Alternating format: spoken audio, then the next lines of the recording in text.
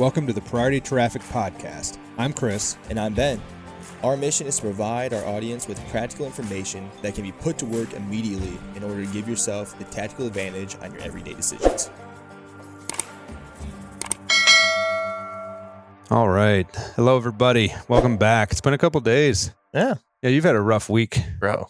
Dude, are you hanging in there? Good. Yeah, now. Yeah. Little puppy took a tumble. That's rough. 8-month-old silver lab. Ended up busting his femur. Oh, no. Yeah. So That sounds like surgery. Yeah, it was. And expensive. And so I thought he deserved an Emmy at first for Right. just being dramatic. I'm like, all right, whatever. Palpated it, did all the whole paramedic skills. I'm like, I don't think it's broken. It doesn't feel broken. And the more I would move it, you could feel like a crunch. But didn't whine, was just a trooper. A couple of vets later, finally got to MSU and they're like, yeah, broken femur, surgery. So now he's got a nice cone on his head and a regimented prescription schedule, like my grandpa. Yeah. Just rehab. Dude, he's a survivor, though, too, because, our heart goes out to all the MSU people. We're praying for you. And we're so sad to hear about that. Hopefully the best thing comes of it. But he was there for that, too. Dude, shout out to the the clinic. Yeah. They went, never skipped a beat because he was there for post-op. So keep taking care of him, giving him his meds. They went and continued to do their job with an active shooter on campus. That's crazy. That is crazy. Yeah. And they're only a couple blocks away, but they need more money. That's tough. Yeah. So They're going to get it from you. Yeah, right. Yeah. They got my money. That's no doubt. Oh, man. We don't need to talk about that. Yeah, right. Yeah, that's a topic for another day when we're drinking. Yeah. We have those shows, too. Yeah. So as you may have noticed, we have a special guest with us this morning, Danny Dumas. He's a 23-year firefighter and currently a captain and instructor. He works at the Waterford Regional Fire Department. He's a father, a son, an influencer, a leader, and a positive change catalyst. Welcome, Danny Dumas. How you doing, sir? I'm doing very good. Thank you for having me. Absolutely. Thanks for being here. Yeah, this is cool. Yeah. Have you been on a podcast before? I have. I've been on one other. Have you ever done a Tough Mudder? Yes. You know the guy at the beginning, Sean Corvell? I don't remember him. The MC? Pumps everybody up. Yeah. I was on his podcast with my mom. He has a podcast. He has a podcast through Tough Mudder. And so my mom, we gave her a 5K Tough Mudder for Mother's Day 6 years ago. Okay. And she went and did all the events, and she just did the world's toughest mudder, the 24-hour race. What? So they interviewed me and her for that. Wow. Yeah, it was really cool. What a trooper, She's man. awesome. Yeah, she that's did insane. 20 miles. We went down to Alabama, and she did 20 miles, and it was really cold. And yeah, it was cool. She's just turned 67. 67. Wow. Yeah, What a hero. Yeah, she's awesome. So I think I saw videos of you guys in a tent at some point. Yeah, there's a pit area. So every time the lap is 5 miles. Okay. So every 5 miles, you come and get some food, change your clothes if you need to. So yeah, we had a little tent set up. And did you do it too? yeah, I did. I did the 20 with her. I did 35 total. So she stopped about midnight. You slept for a couple hours. I went out, did a couple laps. And then when she was ready to go, we finished up and got her 20. Nice. That's cool. Way to go, Mom. That's insane. Yeah, my mom's awesome. My mom and dad are both cool people. For sure. I bet. You're pretty cool. So it makes two to make one, I guess. They're good people for sure. Good. So you are doing a lot of stuff in the fire community, right? Mm-hmm. You've been with Waterford Regional for how many years? It's 11 years. And then prior to that, I was a Pontiac fireman. Oh, man. Yeah. So I hired into Waterford right after that all took place. Right. And I got to work with you a handful of times. And that was a super great experience. So thanks for all the lessons and thanks for training me up.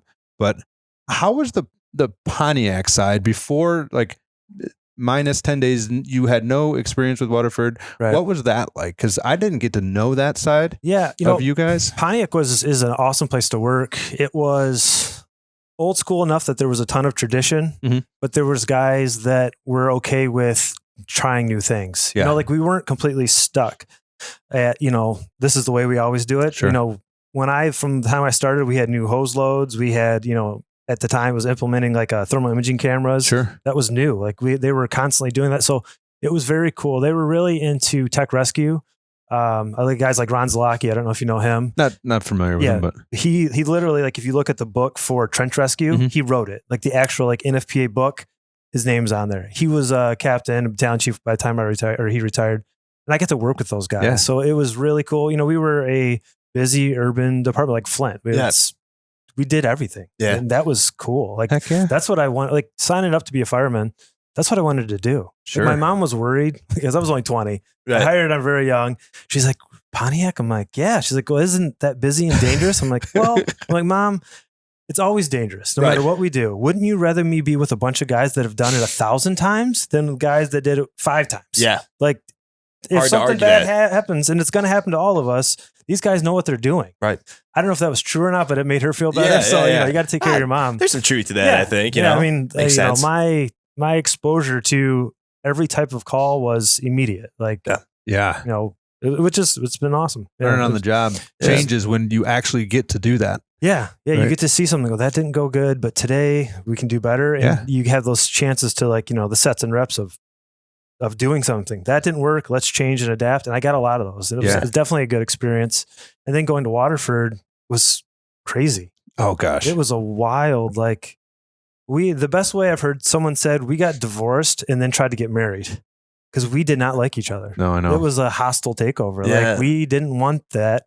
A city man or a financial emergency manager came in and said, hey, you guys are not going to have a job on this date. Rip the contract. Yeah. And Waterford said, we'll take over. And they offered us employment. So I had just got promoted to captain and I got demoted to lieutenant. And I got on a truck the very first day with a guy I didn't know his name was. Right. I'm like, what's this dude's name? We're on a fire truck together. Right. In the first 2 hours we call it a priority attack. We had a positive search in a house. And I don't know the driver's name. And I'm trying to call. We always stayed on channel 1. Yeah. And everybody else would go to channel 2. Well, in Waterford, they had a dispatch on channel 1. That's the way the system works. Well, I forgot they told us that. So I'm calling a priority search or positive search. And they dispatch, like, man down. I'm getting stepped on by dispatch. I'm hitting the button.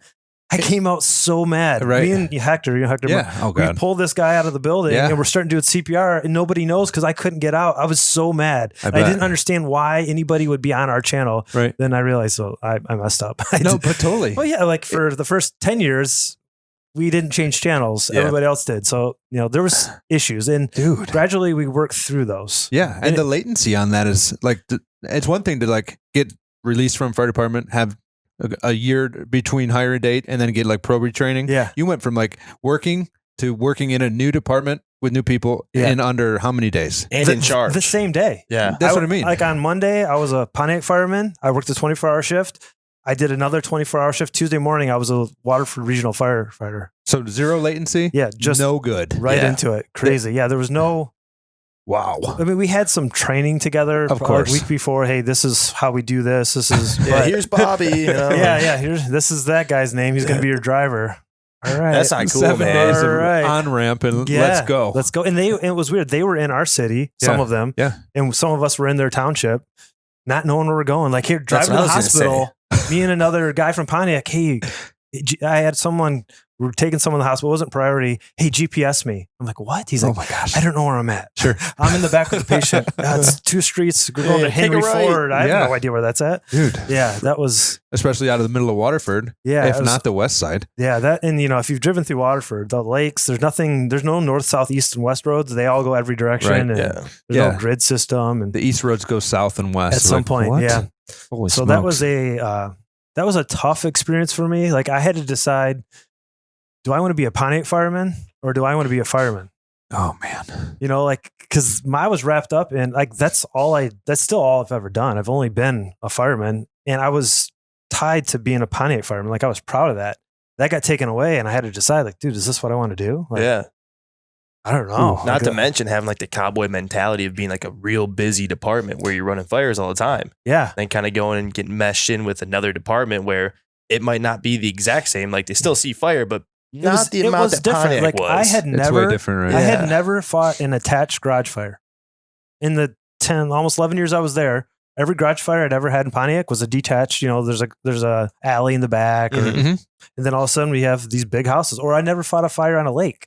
Yeah. Wind-driven fire. I don't know if I'd ever fought a fire with a house with a walkout basement.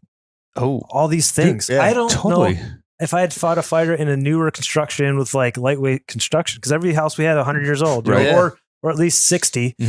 And, and they're probably cookie cutters. So you knew every design, you look at it like, in this neighborhood, if the garage is on the right, that's where the kitchen is. Yeah. Stairs right down there. And Pontiac's kind of like a checkerboard too, as far as streets go. Yeah. Everything's a square. Most of it makes sense. Yeah. Thank goodness for that, man. That's there's a lot of logic to that as far as our job goes. Oh, for sure. Yeah. There's a lot of learning. You're learning to learn, I had to think, why are anybody going to trust me? Mm-hmm. They don't know me. Right. Like, how do I build trust with someone I've never met? Because if you have an officer, you saw that person grow up. Typically, yeah. You saw them move on and all the experience that they don't know who I am or what I'm about. So there's lots of challenges. Oh, a lot of unknown stuff. And you kind of, unfortunately, and it's not easy to do, but you have to, in our line of work, you have to donate some level of trust to get the job done. Yeah. You can't just say, nope, I'm not listening to you. Sorry. Right. Because you still have a goal and a job to do. Yeah, for sure. That was a challenge. And then some of our younger guys, I had time. Some of our younger guys they would have their Waterford boss tell them, hey, do that. And they would look for a Pontiac guy and go, is that okay? Right. To confirm it. Not actually say it, but we're going to go ladder the building. Yeah, go ahead. We had to give them the go ahead. It's okay, son. Yeah. Right. It was just bizarre. That would be. It was a crazy world. Stepdad. Yeah. Yeah, exactly. It's like we started off hating each other and we had to learn to love each other. Sure. And it's taken, 10 years and not everybody's there. No. But it's still a slow process. Right. Small bites. Right off the rip, were you placed back in Pontiac or were you in Waterford? Yeah, I did. I was in Pontiac for a couple months and then I got moved to Waterford. Gotcha. Pretty quickly within that first year.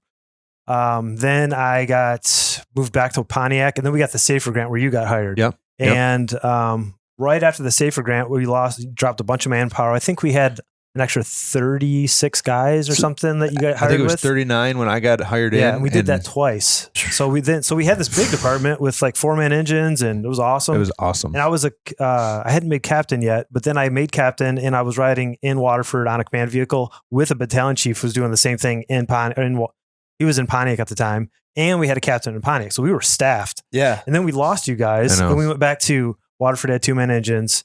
Pontiac had 3-man engines, and we only had one command staff in Pontiac, one in Waterford. And so that we had to get big, then we lost it. We had to learn how to do that again. And, just little things like I'd never been on a 1-man engine or even experienced that. Right. I didn't know. I've never had it. Yeah. We had a fire with someone inside, neighbors there's a guy inside, and I show up and there's an engine there with a line going in the front door. So what do I think? There's 2 guys on the line. Right. Pumping, there's 2 guys. There was nobody in there. The engineer who's by himself had stretched the line, left it in the front door, went back to get his gear on, and me and another guy go to do a priority search above the fire with nobody putting the fire out. Whoa. And I can't, in my mind, I'm inside going, why is this fire not going out? There's a crew right there. No, there wasn't. There was nobody there. It was me and Landis doing a search, fire ripping up the stairs. I'm calling for ventilation. Nobody's even on the scene yet. Are you on the right channel? I am on the right channel. I figured that part out. And it was just because no one was there. Right. It was nuts. So, dude, it's literally, we talked about being able to do the job, right? You have the challenge of the fitness of, all that stress, and then actually performing the job, doing a search, doing a hose deployment. And just like we said, there was nobody moving that hose. They weren't even trying to hump it in because there wasn't anybody there. And I didn't know that. I know. That's crazy. That was really weird. My mind wouldn't. I didn't have enough reps of this is a 1-man engine to go, okay, this could be a possibility. Right. My standard, what I knew was the truth. If there's a hose line there and an engine, that's at least 3 people. That was not true. And that was crazy. That was probably shattering to you on some level of mental something holy smokes. And as an officer, I feel not shattering. No, I feel responsible. Yeah. And I wouldn't have made the same decisions if I would have thought that through. Sure. And I didn't. I failed to adapt to what was currently going on. Mm-hmm. And I put me and my buddy in a really dangerous situation. Now, because we knew and there was somebody in there, they ended up passing away. We still would have taken some risks, but I would have had that in the back of my head that nobody's coming right now. We're going to, we split up. And we went search different rooms, and he actually got caught in a room yelling, "Hey, I can't find the door." Oh God! If I would have known they weren't putting the fire out, we would have been together. Yeah. But I felt like we had some safety, and we didn't. So I had to. You have to adapt. You have to change your mindset, and that's tough, dude. Changing your mindset. You have to practice that.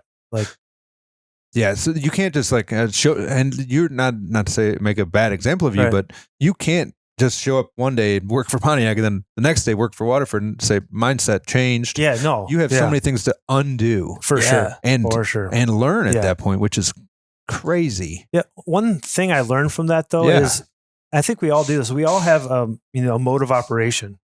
This like a baseline or something? Yeah, you show up to a house fire and you're going to pull a line and this guy's going to do that. We don't really need to talk about it. Everybody knows that. But as an officer, you have to make the decision to do that. As opposed to just make it just happens. Like you have to say, we're pulling a cross lay because this is a small fire. It's not a warehouse. Like it taught me, I have to make a decision, not just go with what you do. Yeah. Like you have to think about it. And it might be just do the same thing we always do, but it should be based on a decision, not on, oh, we're here and we got a fire truck, so we're going to pull a cross lay. And then being an officer, you have to make sure it's audible so the people that don't know what's going on kind of fall in line. Yeah. Especially having so many new guys. Yeah. Almost 40 new guys. Yeah, it was crazy. Everybody had a new guy. Dang. So you have options. You have to make choices. Right. And now you have to audibly say this over the intercom, our tactical channel. Right. So you have to see the big picture. Yeah, right? You have to. And then you go from the big picture in 20 minutes to right now, what do I do next? Right. And I think in the fire service, as a line officer, you have a very unique situation where you're in command, making a decision, and you're working just as hard as everybody else. And that's a challenge. Oh, it's like when you guys work out, remembering how many sets you did is challenging. Yeah. Like when you're really exhausted, is that 4 or 5? Right.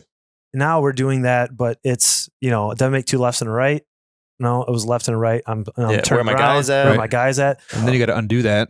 Yeah. Left and a right means a right and a left. Right. That steps up the challenge. Like I think the working boss in the fire service is probably the hardest job. Yeah. Now to do right. I like where you're going with this because we had a conversation not too long ago, and I know you're prepping to get ready for your lieutenant's test. Yeah, I submitted for it. So step 1, let's go. Cool. Yep. So the question we had is, when do you know you're ready?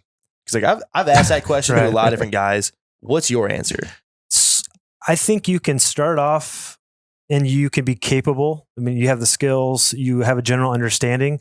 I don't think you can be good for 2 or 3 years. I think I should say it took me 2 or 3 years to feel like, or I kind of got a handle on being a line officer.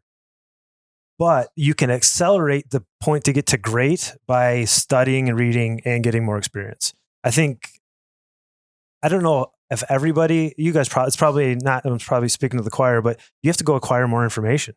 Right. You have to. Seek and destroy, baby. Yeah. You have to get out there and get the information. That's reading a book, listening to podcasts, listening to, books on tape. Sure. And I did that. Like there's probably not a leadership book that I haven't read. Nice. Because I want to excel.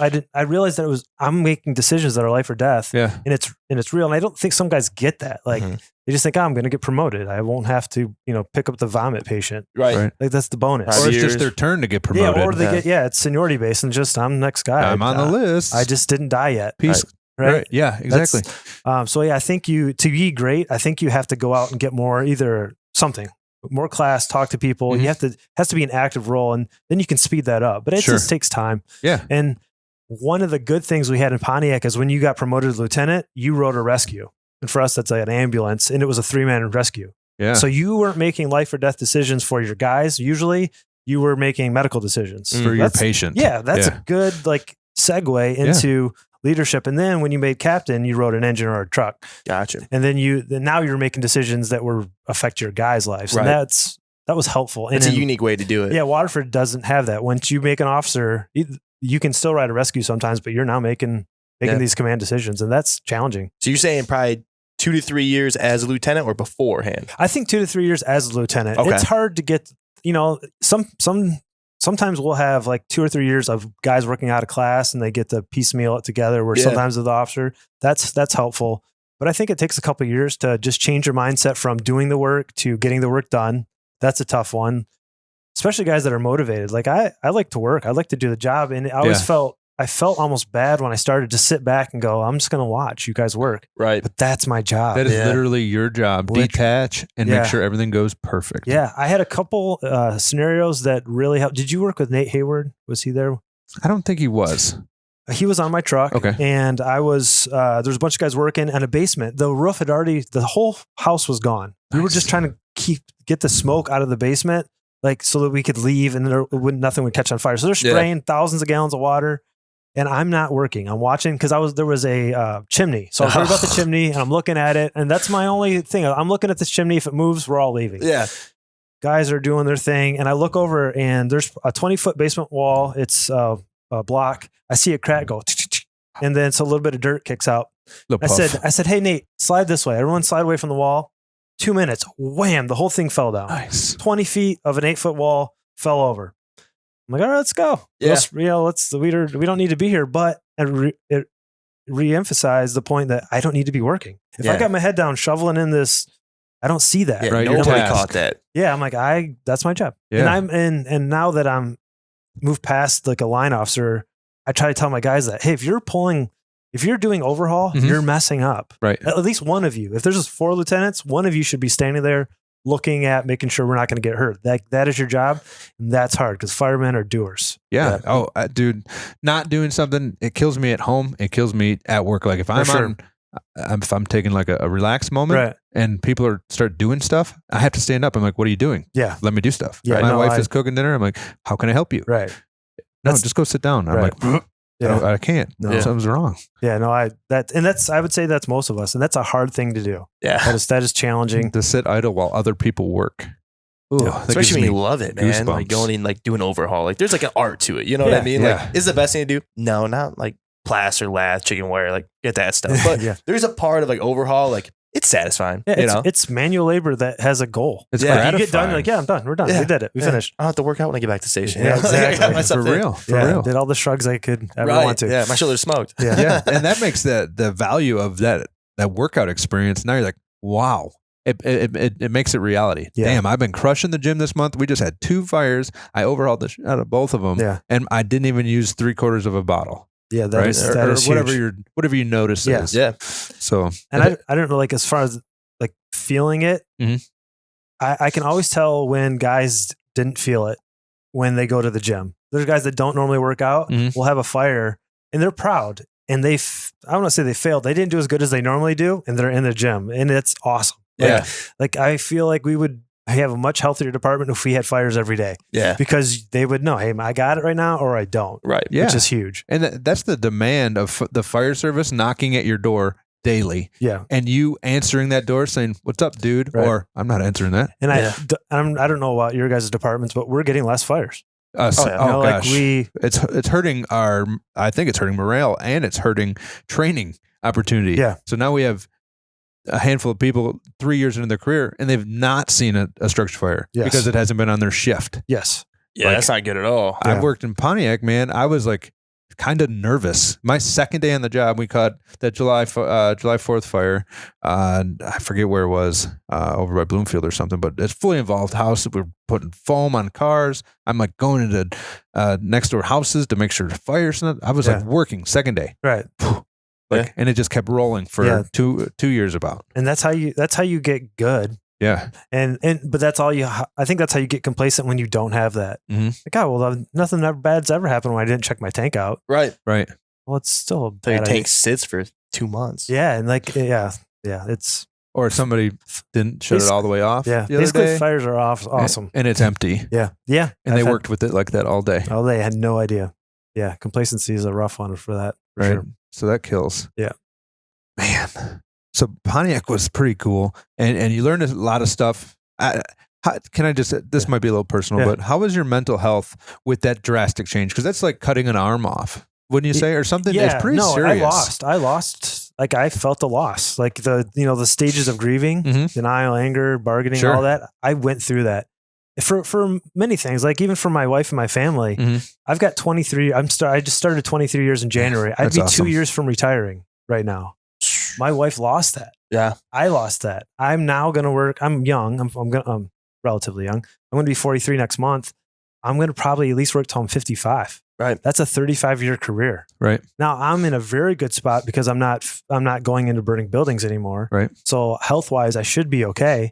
But that's a long time. 35 years of a demanding career. Yeah. Like, like do everything you did 35 years. Let's just call it stress. Yeah. Just in general, like today I talked about the hazmat we had. Yeah. I was in charge. That was stressful. Yeah. You know, my guys are like, what do you want to do? And I want to turn around and ask somebody and there's nobody here. Right, Like I'm the guy. And that takes it up. Now, physically, I worked out yesterday and we had, you know, the guys cooked for me. Like my life is easier there, but my stress levels have gone up. Sure. And I got to do that for longer. So that was like my emotional, I felt like I lost. And it took me several years to realize that I'm thankful I have a job. Right. And we, you know, and there's some benefits. It wasn't all negative. I make more money now. Sure. I don't have to work as much money or as many hours of overtime to get to where I was before. Right.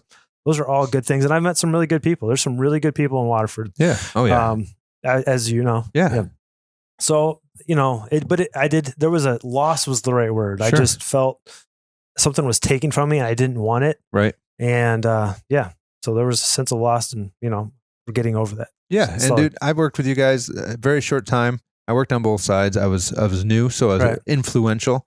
I had a pretty strong workout type thing going when I came in there, but I learned so much from both sides of the department. Right. So thank you guys so much. Waterford and Pontiac, thank you for all the great training. But working with those Pontiac guys, like, and I'll talk to you about like you're not there because I don't have any problem saying how I feel. Right. It was the most amazing experience to be aggressive and not know how to be aggressive with the people that I was working with. It was like, they're like, come on, kid, let's go. Right. And they're doing stuff and slide around. I'm like, God, this is amazing. So the way you learn and the people you learn with, and a lot of people called you guys cowboys and he referenced it. And that's how I had heard about it. Right. And I was like, dude, cowboys are awesome because they're dangerous because they have to be because they're in something that can kill them, but they're not stupid. Right. And to see firemen be aggressive and smart and tactical, it made so much sense. Like it was just a super cool experience to learn. And I'm sure you had the same experience in Flint when you worked with young guys. Yeah, well, I was you lucky. guys were all young. Right. Yeah, well, I was lucky because the senior men that I trained under, even the officers, were awesome.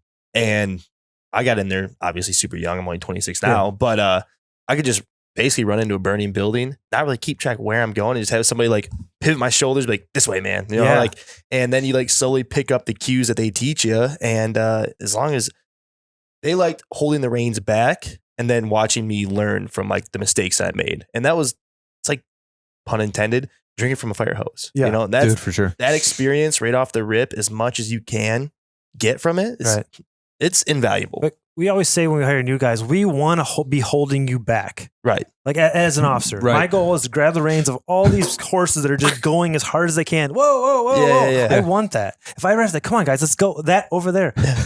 We hired the wrong person. Right. Like if we're pushing you in, we need to be pulling you back. I remember we had a giant vacant building and I got there. It came in as a shed fire. Okay. Well, the shed was like 30,000 square feet. Oh. And the guy lit it on fire. He drove up in his bike to the fire station and said, I think the shed's on fire. Anyway, so we go, it's just an engine. We didn't do a single engine response. So I called for a full complement and my firefighter, I told him, we're not going in.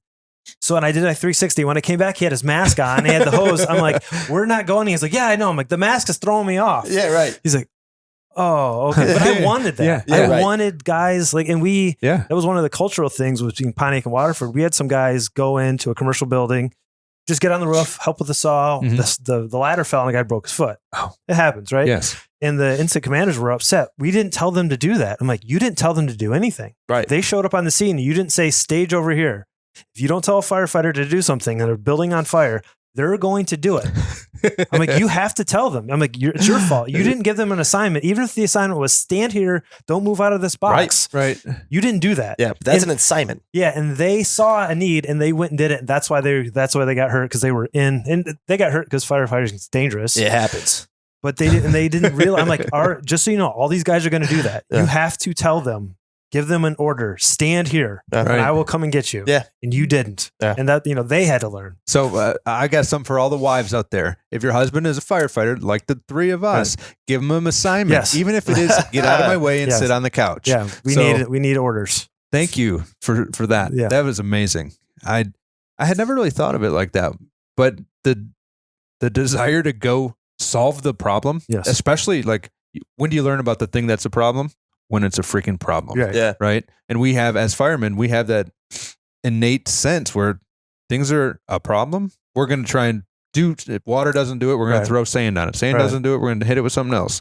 And until it gets better, we're going to keep using our resources. So it's a really good way to put it. Something you brought up that you recognize, like the aggressiveness of firefighting, that's where the safety comes from. Sure. And I teach at OCC, so I've got to experience departments from, the little tiny 12 people and some, up north to, large departments. Yeah. For at least for Michigan.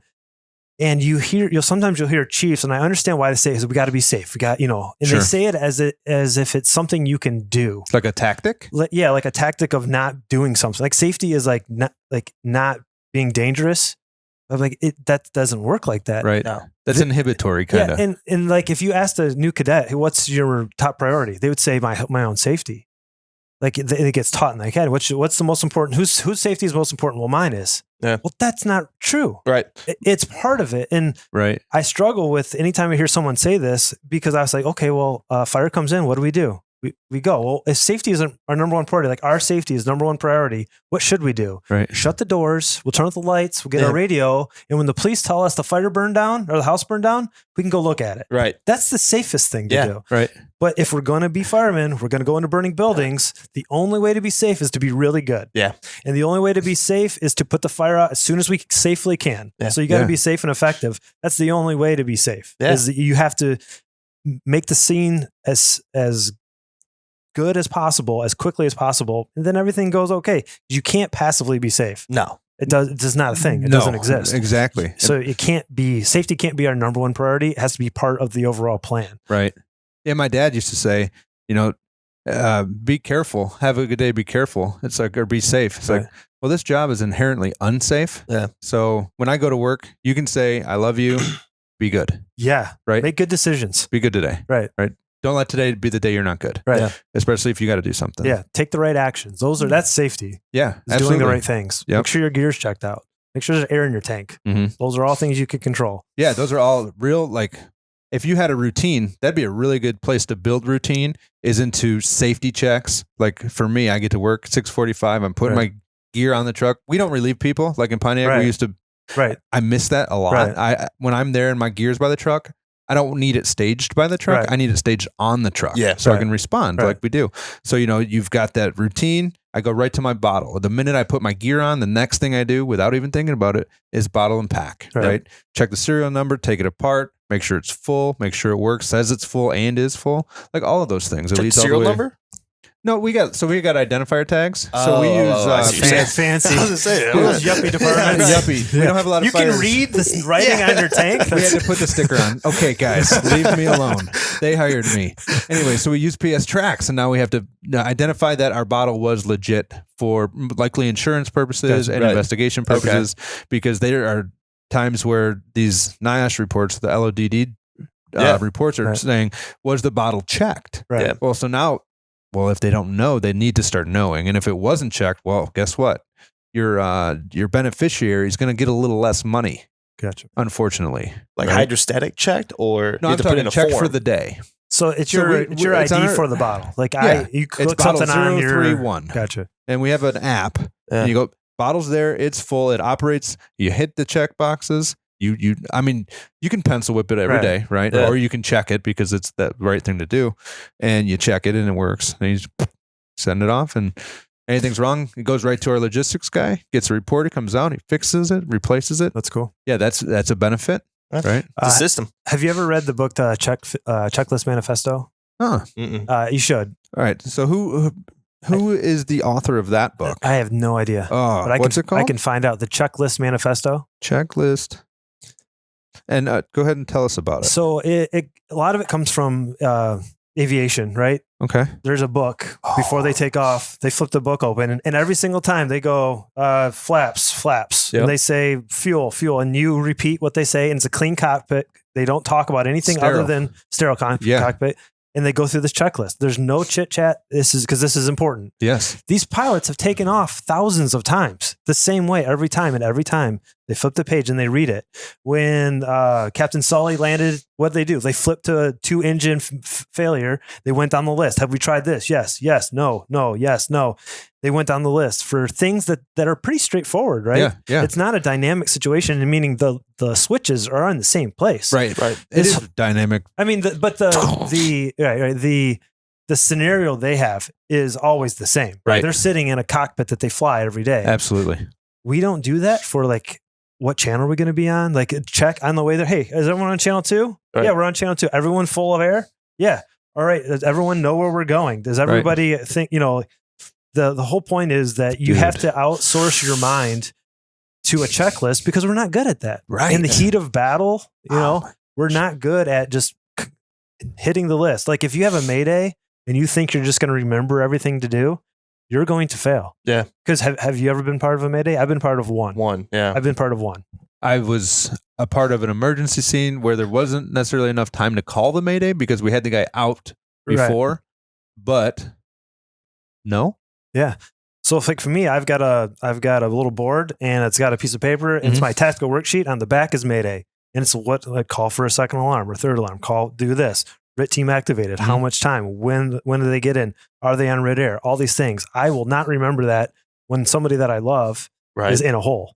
Yeah, like your I never brain even thought about that, man. Yeah, like the Overwatch of that. Yeah, so, dude, get a checklist. So here's I'm paying attention to what you're saying, and I'm hearing high stress, resource out. Yes. Right. Anything that overwhelms a resource, you need a checklist for. Yes. Right. And that's basically what the book is. That's pretty amazing. Checklist the most important things. That's amazing. Yeah. So you guys pick that up. Good. If you got important stuff to do and you're not super good at it, maybe you're a rookie, like first day, important stuff to do, checklist it out, hit it. And I would say even for senior guys, I suffer from, I know what I'm doing. Right. I know what I'm doing. Yeah. I got it. I think everybody does. Yeah. Like we just talked about that. Yeah. But beginner's mind. Like today we had a level A response into a hazardous atmosphere. I've never commanded that. I've been a hazardous technician for 15, 16 years, right? That's huge. I've never been in charge of that. And I didn't have a checklist for, now once the hazmat team got there, now we had some checklists. Right. But initially I'm like, I think I'm making the right decision. Got the book. I got my app. And then on top of that, the internet didn't work this morning. Of course it wouldn't. At 3:30 this morning, all of Verizon in Southeast Michigan did not work. Murphy for loves about 45 people. minutes. I got no help. So like, wait, so it was for 45 minutes and you took that emergency call in the middle of it. Murphy's Law, folks. For sure. And I wish I had a checklist for, or did I do this? Because I missed some things. Sure. No one died today and no one, it was all good. But of course. I wish I had a checklist. I didn't, and I will. I will have the third page of my tactical worksheet. What to do if you think you're going to die of hazmat? Yeah, what to do? Step 1: stay further away. Call. Don't go. Yeah, it's good stuff. That's awesome. Yeah. So outside of the fire department, it sounds like you're doing a lot of great stuff too. I know I've seen some posts on the Facebook about you trying to gather some people together. Do you want to tell me about that? I got approached by the pastor of our church to help with their men's ministry. Awesome. And our big goal is to help men earn the title of husband, father, leader. Earn it. And I think that it's a lot of times we get a passive role. And I don't know if you experience this, but guys sometimes have the role of like the third kid or the fourth kid. Like I've got 3. I would never want my wife to think she adopted as opposed to got married. Yeah. We get I am not your mother. We get placed in that a lot. We're just you just go to work, you pay the bills, you come home, you don't know your kid's birthday. Right. Like if they had to go to the doctor, you'd have no idea what's going on. So we're trying to like combat that. It's with dogs, but like don't forget the dog's birthday. Right, dog's birthday, yeah. Right. Third dog. But I feel that. Yeah. Like I think we get the lumbering like Homer Simpson. Yeah. That's not what men were supposed to be. That's not what husbands are supposed to be. Right. I thought being chauvinistic, you should be the head of your house. Yeah. Now the wife is the neck, right? That's where you need to go. Right. Like, that's really important. But man, make decisions. Yeah. Like be involved. Be able to I can do everything at my house that my wife does. She can do some things better. Absolutely. But like I don't ever want to be in a situation just like at work where I have no idea what to do. Oh my God, the kids got to go to something. Where do they go to school at? What time do you go to school? So it's helping guys earn those things. Absolutely. And just remember that they're important and it takes active living. Yeah. You can't do that on accident. Mm-mm. You can get through your 30 years career show up and your kids don't know who you are. Right. They don't experience you. And that's kind of the goal with that, is to just provide opportunities. So in January, we met and talked about health and fitness. And Nice. in February, we talked about building relationships. March, we're doing finance. And so we're just, moving through, trying to get guys the tools they need to be good husbands, fathers, and leaders. And that's why you're here today, man. I think that's exactly, we all have a path, and sometimes things start lining up, right? Yeah, for sure. And I noticed that you were doing that. And so again, I'm thankful you're here. And so thank you for that. Absolutely. But I think what you guys are doing is important, because it's not just firefighting. Right. It's not the tactics. We could talk about. You're not just a fireman. Yeah. There's so much more. And sometimes we get pigeonholed into that. Mm-hmm. So I think having the holistic approach is really important. Yeah. Like it's what's going to, allow you to stop being a firefighter and have a long career after. Right. And a lot of guys don't talk about that. They don't predict the future. No. And they don't plan for it. And I'm sure you guys have seen guys that retire financially have no idea what to do physically, mentally. They've got, no hobbies. They just worked. Yeah. And that's, I think you have to get ahead of that. You have to get ready for that. When do you think the best day to start is for that? Yesterday. Yeah, absolutely. Yeah, probably 20 years ago. And then the best day is tomorrow. Right. Today. Yeah. Right. Second best. Yeah. And I think you hit the nail on the head.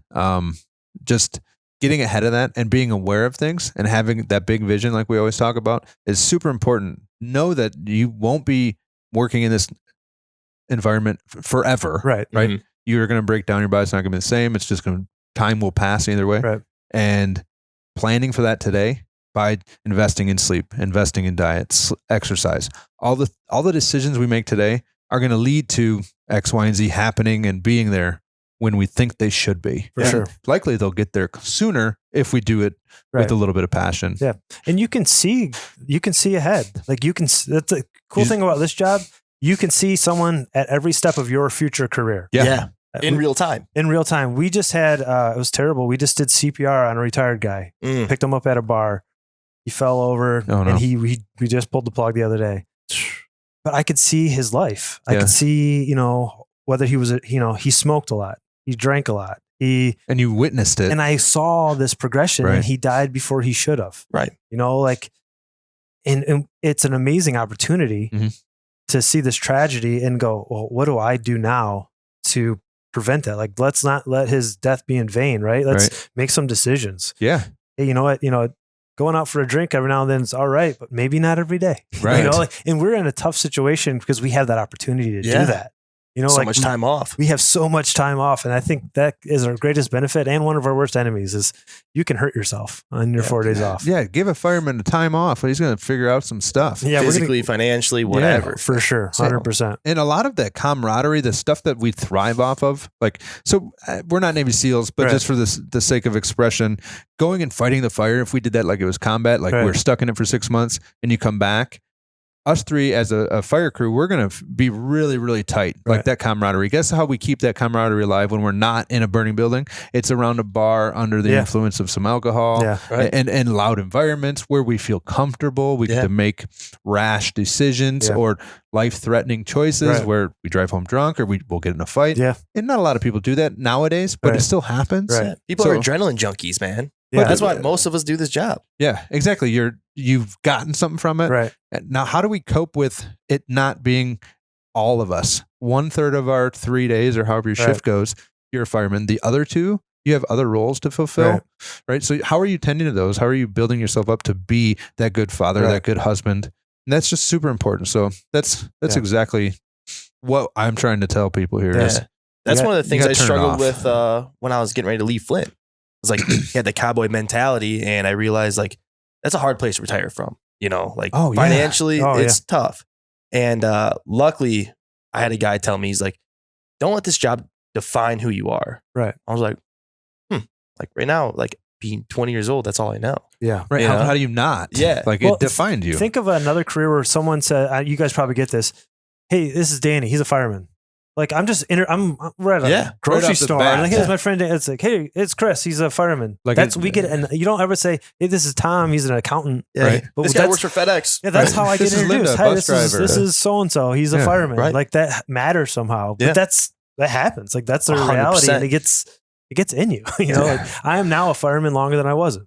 Right. Yeah. You know, like this is who I am, but I'm not going to be there. Yeah. Someday I'm going to be, you know, the old retired guy. So let's talk about that. What do you do on this side? You said you go hunting, so like turkey hunting. Like, what are your hobbies? I'm a big turkey hunter right now with 3 kids. 3 kids are my hobby. Yeah, busy. I've recently gotten into woodworking. We bought a house. We need to remodel it. So I built my entire kitchen from like plywood. Like I did it myself, drawers, everything.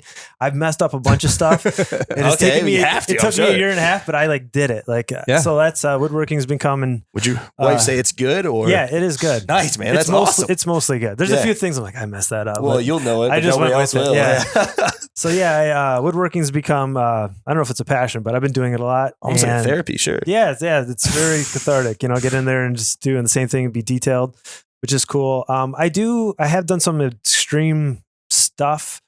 Like once a year I try to do, so I did the world's toughest mudder last year with my mom. Okay. Yeah. This year I don't have anything planned. I've done, have you ever heard of the Go Ruck challenges? Yep. I've heard of those. I almost did one last year with a buddy. Yeah, I did a normal 12-hour event. And then one day, another time I did their heavy challenge light, which was the 24-hour event, and then right to the 12-hour event, then right to the 8-hour event. Whoa. So I did that. It was like 48 hours. I don't know what my next one is. I when I was younger, before I got married, I mountain climbed. I've climbed the tallest mountain outside the Himalayas called Aconcagua. It's 23,000 feet.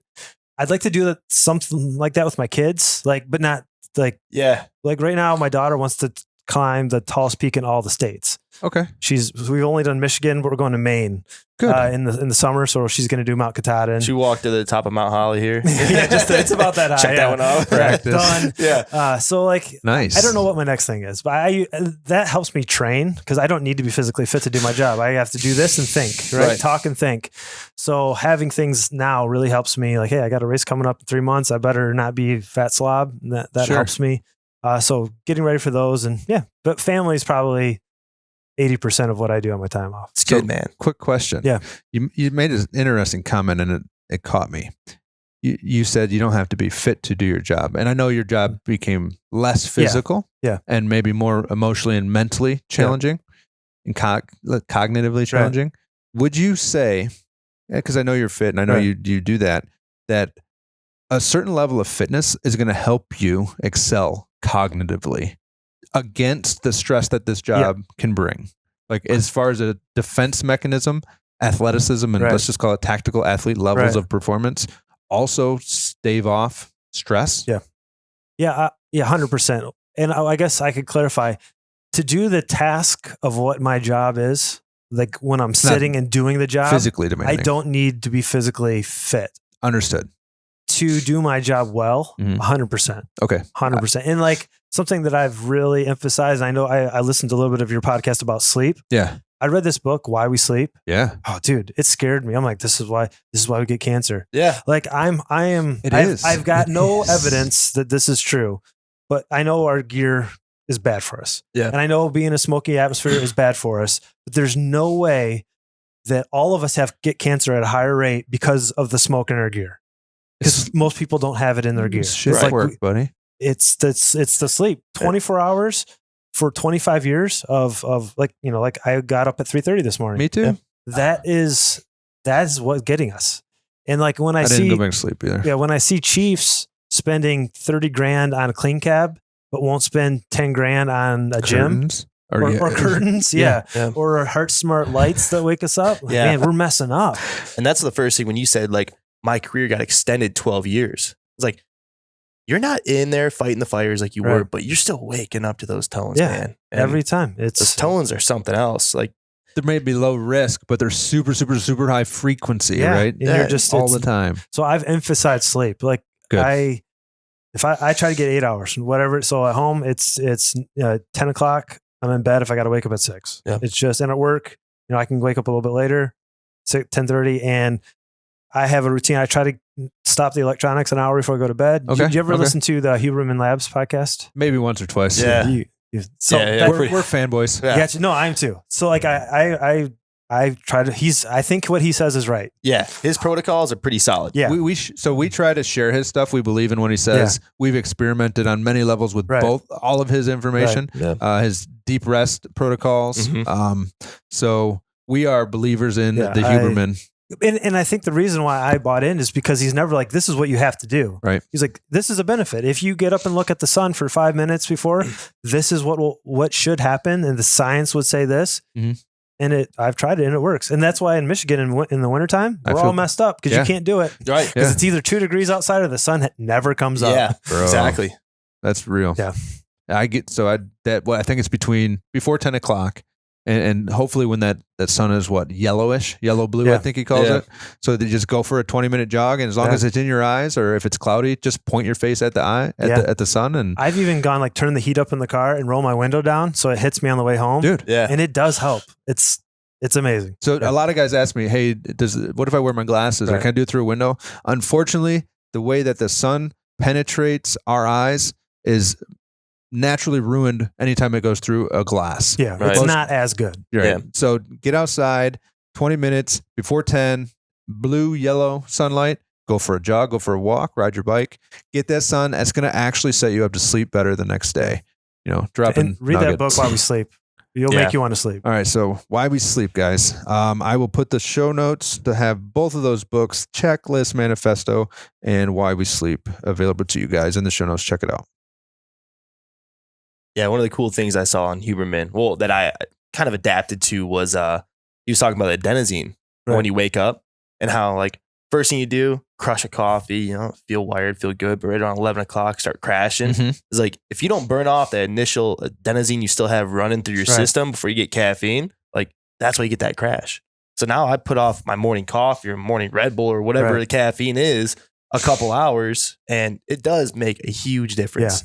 Yeah. It's this guy, if you're not listening to Andrew Huberman, give it 3 episodes. Yeah. And thank us later. And he has full episodes that just cover sleep. And it's all the protocol, full episodes on gut health. Find something that you feel like you're struggling with, and he has some science behind it. You can trust him. And it's not even bro science. It's it's PhD, he read a paper. Right. And he reads. So that you can listen. Yeah, right. So real quick, you made a point about the adenosine thing. Yeah. And this morning, my other firefighter, I'm a firefighter too, and we both got up 5:30. I knew I had a busy morning, got the podcast coming up. I had some meetings. We jumped on the rower and did some Tabata jump rope and rowing for 10 minutes each, switch. And he said, you got to burn off the adenosine. I'm like, did you learn that? He's like, yeah. From us. From us? Yeah. Nice, dude. Bro. So that was someone's listening. Street cred to the podcast. Let's go. Whoop, whoop. But it's good stuff. We won't pump up the tires too much here. Maybe. It didn't work. It's not turned up. Anyways, tried to make the air horn go off. We'll get it later. Oh man. What an interesting thing. So people are listening, and when he said that, I'm like, oh, you're right. Holy smokes. We're about to do that. So that's cool. Wake up early, get at 20 minutes, 10 minutes, 5 minutes is recommended. Movement. Yeah. Burn off that adenosine. It's going to make, it's about taking steps to make sleep better in the morning, right? Yeah. A good night of sleep doesn't start 10 minutes before you get into bed. Right. It starts basically with intentional choices about how you get up, what you do first thing, which is amazing. That's pretty cool. So how is the OCC instructing going? I know you're doing that, and you've been there for about 8 years. Yep. So how is that? What does that look like in terms of 2023 health and wellness? Surprisingly, from we have such a hard time hiring people. Mm-hmm. Our academies are full. Nice. So we're getting 44 people. This academy, 40 is full. We always expect to lose some people. And then on the health and wellness side, we have slowly adapted all the PT, all the physical requirements to pass the CPAT or OPAT. That's kind of where we're with the cadets, where they work out every day unless they have a test. Okay. And they some days are practical days. On the practical days, we just do the OPAT. Everyone gets at a station, and they'll do the sledgehammer hit for 4 minutes, and then they move to the stair climb for 4 minutes. So we're really focused on, at the end of this class, you should be able. Yeah. Otherwise, you can't get a job. Right. But then we do our Dean Cece was a personal trainer. He comes in, does a big thing on everything we're talking about: sleep, food, all that stuff. So they get a baseline, and we are emphasizing it a lot more. Cool. Because everyone used to be, 20 years, 25 and out. Yeah. And now that's probably 35. Yeah. You know, it's that you get that defined contribution instead of defined benefit, and you're going to put some more time in. You need those later years to get some money. Shoot, we got a pension, and so we can get out in 25 years. When they're like, we got a drop program. Yeah, like, dude, it's hard not to. How are you going to leave without that $500,000? You know, like, And then they're like, they just extended this last contract. They're like, now you can do it 6 years. I'm like, man, I'm looking at 31 years. Yeah. So we have been emphasizing you have to be ready, and then on the peer support stuff, you have to be ready. Mm-hmm. You know, we've had some guys attempt suicide, and when I worked with the guy that killed himself, that is just as important. It's a muscle, you know, that can get strained and overdone. Everything. So we are definitely taking that side up of it's more than just spraying water on fire. Sure, you got to have the complete package. I think in the fire service in general, that's becoming more well known. Whether people accept it or not, that's hard to say. I think they're jumping on the fitness bandwagon, buying fitness gear. That's getting most people up and moving, right? Yep. We're watching what we eat in the kitchen. Maybe we're making a little bit better decisions here and there. You know, we just got body scans this year, so now people are like insoluble fiber. Like what fiber? Right. What is that? Well, it helps you poop. Right. But so it's slowly happening, and I think. Like I had a meeting this morning. I kind of explained it like health and wellness, fitness is like that big ship pulling into what I'll call the fire harbor, right? And then behind it is diet, faster coming. Nobody's shooting at it, but all the other elements of health and wellness that we don't really talk about as much, but still need basically the same amount of attention and effort and focus. They're out in the bay getting shot at because people don't understand them and they don't really want to deal with. Or talk about being spiritually evolved or like well. And you've said that I'm spiritual, and I think that I see it as I'd like to talk about vision and passion and values. And I guess if that's what makes me spiritual, then I guess I'm guilty. But I think talking about those things more to offset or work with the need for high performance, right? And then diet and sleep. They just make everything better. And I think that message has to come from us inside. We've had some experiments at our department where you guys remember the Engine 22 diet? There was a book or something. There was a book, and it was so someone approached us, hey, we'd like to do a study with you. Put you guys on the Engine 22 diet. We'll pay for blood test and full physical. Well, nobody told anybody it was pure vegetarian. So we had 20 guys sign up, get all the blood tests, and the lady comes in talking about not eating any meat. They're like, whoa, wait, what are you talking about? Yeah, right. And it failed completely. Like 2 people maybe did it. Because I don't say they were dishonest, but they didn't tell us what. Yeah, I'm not going to stop eating chicken and deer. And this is like, I'm a carnivore. And so they failed because it didn't come from us. But we can make change. So, hey guys, instead of having this today, let's have this. Yeah. And we can do that. But it came from inside. That's when I've seen successful. When you influence your sphere of influence, like when I became a lieutenant, I became a personal trainer. I went and got my certificate, which was useless. I remember you studying for precision nutrition too. Yeah, I did precision nutrition, and I thought I could change the department. I can't. I could change my station. Yeah. Now I can maybe change my district. Yep. And if I move on and become a battalion chief, maybe I could change my department. But I have a circle of influence, and I can only hope to change my world, right? Absolutely. You can change the world, just your world. Yeah. And that's important. And we can do it, but it's doable. No, you brought home a really, really good point. And you have to start with you, right? So you start with yourself, and then now you start influencing the people who are close to you or that you interact with frequently. In a firehouse, I've got 3 other guys that I work with regularly. A couple come in and out as fill-ins. I'm around my wife, right? So I've got that group, and I have more impact, let's say, at work than I do on changing my wife, because that's not necessarily my goal. Right. So now we bring these things, and now we start making change. So it starts with you. It permeates your household, then it goes to your communities. For sure. Right. Then from your communities, it goes to bigger communities, etc. Change the world. Yeah. Start with yourself type thing. Yeah, that's huge. So, and you brought home a really, really another good point is the message has to come from us. And I think we are talking about it, but for everybody out there, just if you've got something important to say or need to talk to somebody, reach out to one of the guys closest to you, right, that you see every day, and say, hey, give me a hand. Can you help me with this? Because it's never too much for a firefighter who wants to do something all the time to take action. Yeah. Like, I know what I'm going to do if you come to me and say, hey, bro, I got a leak. All right, I'll bring over my wrench. I'm coming. Yeah. Or hey, I need to talk. Well, freaking talk. Yeah. So we have a chaplain. You've met Chief Rayner. Oh, love the guy. Yeah. Talk to him. I see him on Facebook, and so the reason he's successful is he was a retired fireman. Mm-hmm. He was in the military. You know, like, he's killed people and wanted to kill himself at some point. Yeah. Sure. And everybody's okay talking. He just shows up every Sunday. He comes and talks to everybody that works. And he just, hey, how's it going? Yeah. It's never about like stress. Never about like, you see anything bad this week you want to talk about? It's how's your kids? How's your family? Everything going good? Everything good? Yeah. Then he leaves. But you know, hey, Chief, we just had a dead baby. Okay, I'm coming in. Yeah. So let's talk about That's it. cool, man. Because it came from us, right? Yeah. Right. He was my chief. And I never worked for him, but he was a Pontiac battalion chief. Yeah. I can talk to this guy because he's one of me. Yeah. And I think that's where we're most powerful, is when we're spreading this from within. Yeah. And because I can respect that. You get some random person, psychologist comes in. I don't know, man. Yeah. There's a disconnect. Yeah. It's fuzzy. Yeah. It's very, very fuzzy. That's a good word. We're working on getting the guns and hoses, I think is the name of the group, but they're all therapists that were either dispatch, LEO, or fire. Yeah. So if you're going to talk to somebody, it's somebody that understands the job. Yeah. And it's better than talking to EAP. Oh, yeah. I mean, thank God we have EAP and they're there, but it's nice to have somebody that understands. For sure. You know? For sure. Well, I mean, it's like having the wrong thing on when your boat's like sinking, right?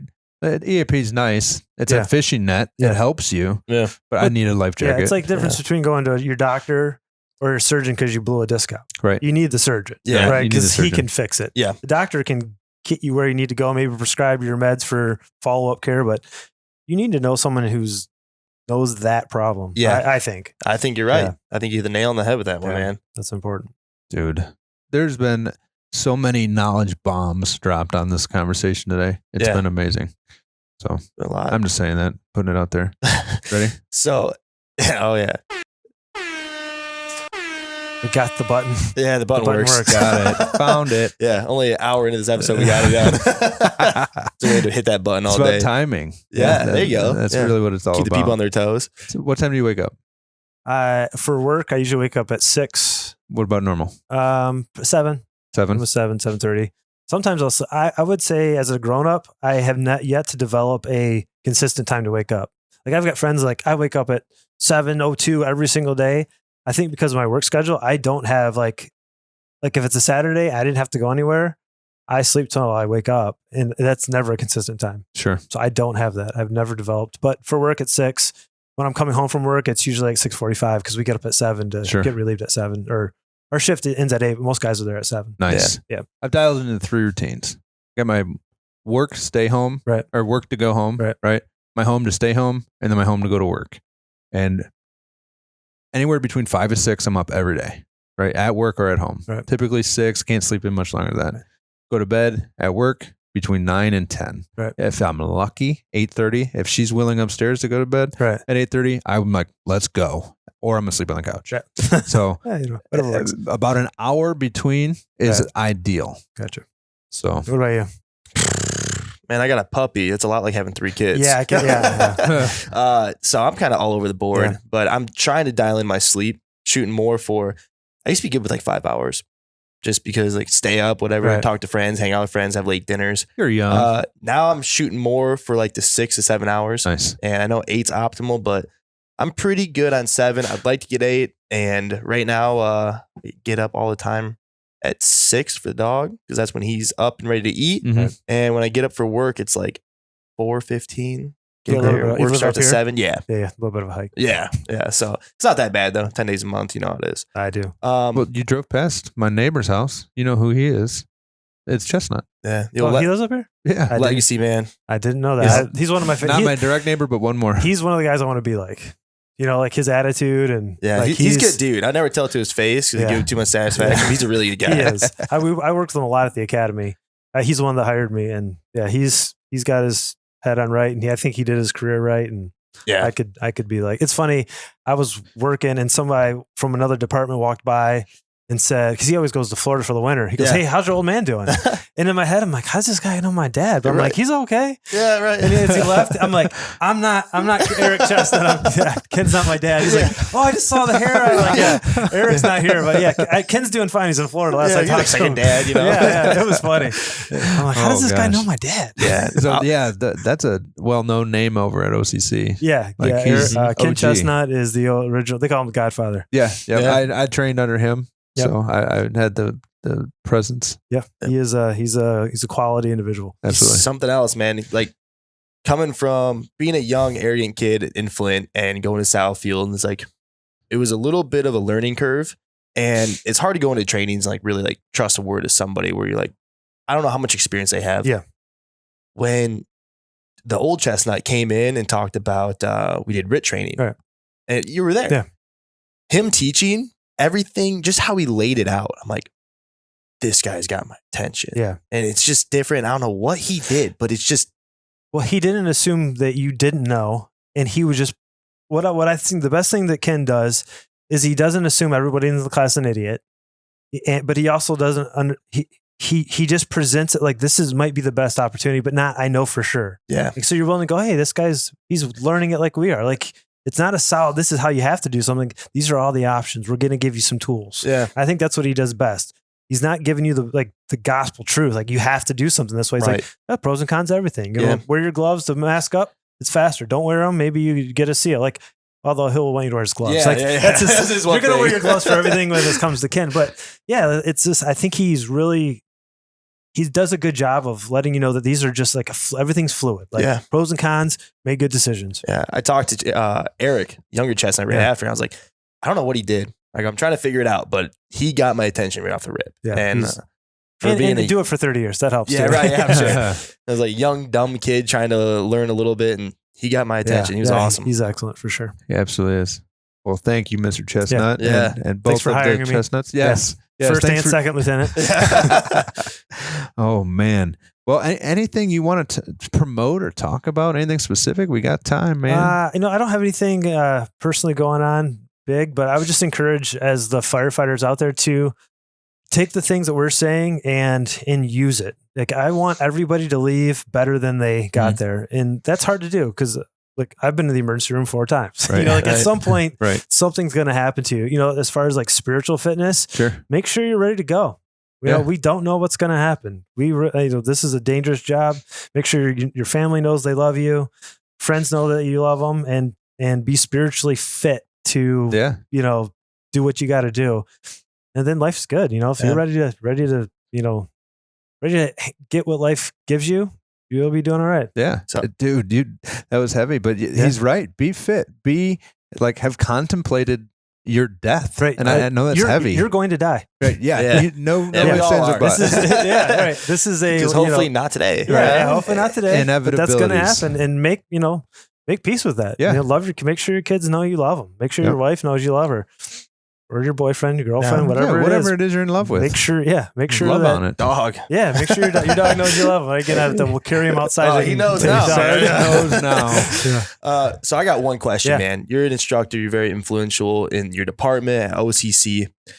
When you're talking to young guys, especially like new recruits, do you think they realize the amount of actual experience that you have, that you've brought to the table, and you're willing to teach them?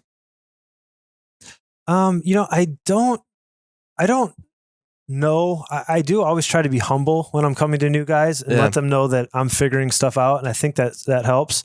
But I always encourage them that, especially like in the fire academy, like, this is the basics. Yeah. This is the most basic you'll ever be. And if you're the same way now, and when I meet you 2 years from now, you failed. Yeah. And I also let them know that something that I've taught you today is going to be wrong. Right. You are something I've said, like, it used to be, I got told when I started, if you ever spray smoke, I'm going to kick you in the face. Yeah. Literally. And I was afraid of these guys were going to kick me in the face. So we didn't. We got as far into this fire as we could till I could see the glow, and I started putting out. Well, then I go to these flashover classes. I'm like, that smoke is 1100 degrees. Right. At 1128 turns to fire, but it's still at 1100, it will kill you. Yeah. Cool it off. Like, I've learned an error that I was taught, and I realized there's something I'm teaching these guys that's not right. So just try to, hey, this is whatever you learned here. Something's going to be different in 10 years. And if all you have is what you learned in the academy, you failed. Yeah. So you have to continue to move and progress and get past just the basics. You have to grow. And what I realized going to other departments, some people never get more than the fire academy. Right. Whatever they learned, that's it. And they'll never get anything more than that. And that's kind of scary. Yeah. That's really scary. So talking about learning, Yeah. you've probably, I don't even want to guess how many classes you've been to, but most influential classes, if you're talking to a new guy, say, make sure within the next 5 years, you go through these. Yeah. RIT for sure. Yep. And not because you're ever going to do a RIT. Right. It's, yeah. Well, the RIT team, more than likely, is not going to save you. Mm-hmm. Right. You're going to save, you fall through a hole, I'm going to get you out. Right. And maybe you fall through a hole, we find you and get you out. Right. It's your crew. But going into RIT class will make you never want to have a RIT scenario, which will drive home the fact I need to check my gear out. I need to stay oriented. So I think RIT is hugely important. Okay. The flashover class that we teach, you get to see 20 pre-flashover indicators. A flashover is going to kill you. We don't survive those. You don't survive 1128 degrees for more than 10 seconds. So see it like this. I have seen this before. Yeah. This is bad. This is about picture. to get bad, right? Those sets and reps, that mental Rolodex. Mm-hmm. This is bad. I think those are two really important. I've the reading smoke class. I think is pretty good. That was really good. And I haven't taken it, but I've heard a lot of people rave about the nozzle forward. Yeah. Like we don't spend enough time on getting the hose to the fire and putting it out because everything gets better when we do that. We talk about all kinds of other stuff, but putting the fire out. So those three classes, although I can't personally experience the class, the nozzle forward class, but something that teaches you how to get using body mechanics, move that hose line fast and aggressively. That's really important for that first year. After that, some leadership stuff as an officer, but getting those skills down, I think is super important. Wow. Yeah. Valuable information. Yeah, absolutely. I'll be going to the nozzle forward class. We got an opportunity to sign up for it, so I'm going to that. Yeah, you should go. Where's that I'm curious to see how. I don't know where it's at. They sent out an email, said, "Hey, you want to go to nozzle forward?" I said, "Yes." Nice. So let's go. Hopefully it's not in Ohio. They're having some hazmat issues down there. Let's not even talk about that. Holy smokes. What about the UFOs? Yeah, just kidding. Yeah. Because that is a toxic event. No, for sure. And we're in trouble. Yeah, that's bad. My sister lives 50 miles from there. I'm like, don't eat or breathe. You'll be all right. Right.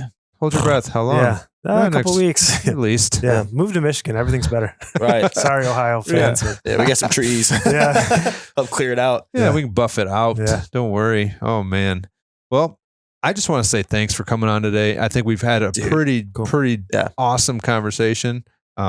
Dude, you inspire me. You're doing some awesome stuff. You're talking about the things that matter and that are going to change people's lives. And if I could just say one thing to all the new guys or anybody out there, really, it starts today. Yeah. If you want to start moving in a new direction, tomorrow doesn't matter. It doesn't even exist. If you don't do something today, what makes you think you're going to do anything tomorrow? For sure.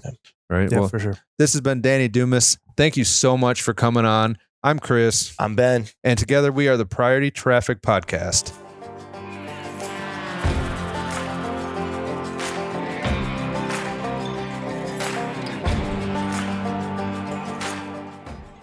Thanks for checking us out today. Don't forget to check us out on Facebook, all the social media contacts. Like, subscribe, turn on your notifications. And again, thanks from all of us here at Priority Traffic. Have a nice day. See you.